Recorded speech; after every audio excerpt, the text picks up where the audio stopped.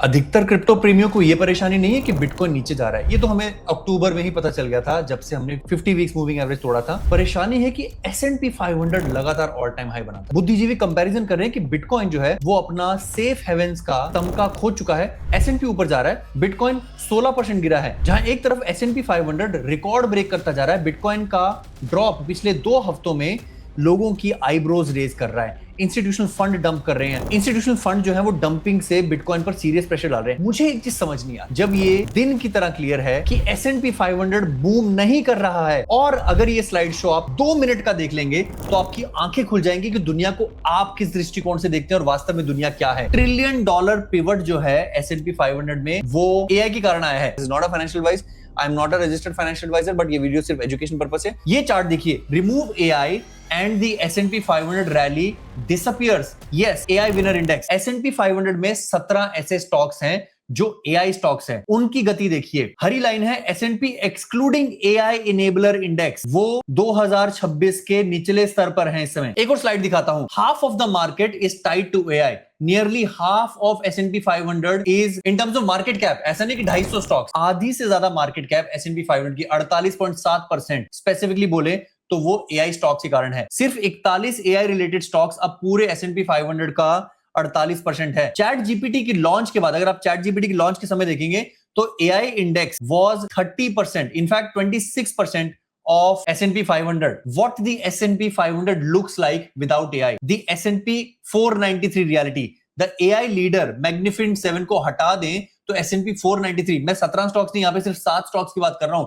ये बाकी मार्केट एक बिल्कुल काफी स्लो स्टोरी दिखाता है। बिना AI हैवी वेट्स के इंडेक्स का टोटल रिटर्न प्रैक्टिकली हाफ से भी ज्यादा कम है। ट्रेडिशनल सेक्टर जैसे कि रिटेल, मैन्युफैक्चरिंग, बैंक, इन्फ्लेशन और इंटरेस्ट रेट साइकिल की वजह से ये सब अभी तक स्ट्रगल कर रहे हैं। मार्जिन और वैल्यूएशन कोलैप्स हो चुके हैं। सच तो यह है कि AI स्टॉक्स ही पूरे मार्केट का प्रीमियम वैल्यूएशन अकेले होल्ड करके बैठा है। प्रॉफिट मार्जिन, AI लीडर्स 25% से ज्यादा का प्रॉफिट मार्जिन एंजॉय करते हैं। $1000 का अगर एनवीडिया चिप बिकता है तो उसमें से 45% उनका प्रॉफिट है और पूरी इंडस्ट्री का 25%। बाकी सब S&P 493 7 के अलावा 13% पर अटका हुआ उनका। तो वैल्यूएशन क्रैश। S&P 500 इस समय 21 के फॉरवर्ड PE पर है। अगर हम AI कंपनी को निकाल दें तो 18 पर, यानी कि निफ्टी 50 के प्राइस अर्निंग पर इन 7 कंपनियों के अलावा S&P 500 निफ्टी 50 की वैल्यूएशन के बराबर है। अब मजे की बात देखते हैं। Model number 1, AI ultimate spending war. अगर आप AI की 4 कंपनियों को देख लें और देखें कि 2026 में उनका इन्वेस्टमेंट कितना है, Meta 145 billion, Microsoft 190 billion, alphabet 190 billion, ये चारों कंपनियां मिलाकर क्लोज टू $1 ट्रिलियन एक्सपेक्ट कर रही है। Big 5 hyperscalers are spending close to $690 billion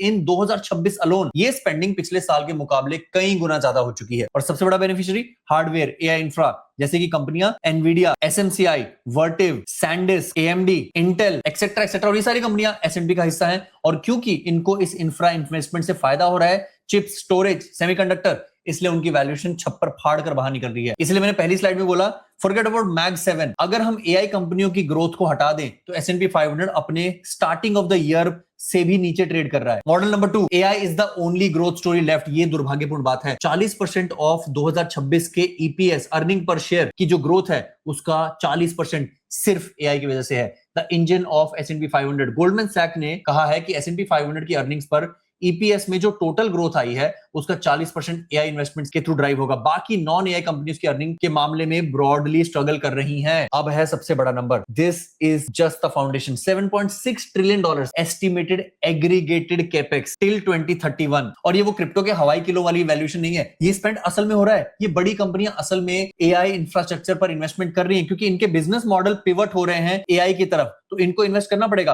alphabet यानी कि गूगल अब सर्च इंजन नहीं रहा है, अब आप जेमिनाई और पिक्सल फोन्स के थ्रू AI खेल रहे हैं। मेटा जो कि अपने एड एल्गोरिदम को AI की तरफ मोड़ रहा है, वेरिएबल्स बना रहा है, चश्मे बना रहा है, सब AI के थ्रू। माइक्रोसॉफ्ट क्लाउड में इन्वेस्ट कर रहा है, तो आप जानते हो। तो इस साल $600 बिलियन का यानी कि $0.7 ट्रिलियन का इन्वेस्टमेंट हुआ है और 2031 तक ये 10 गुना होकर 7 ट्रिलियन होने वाला है।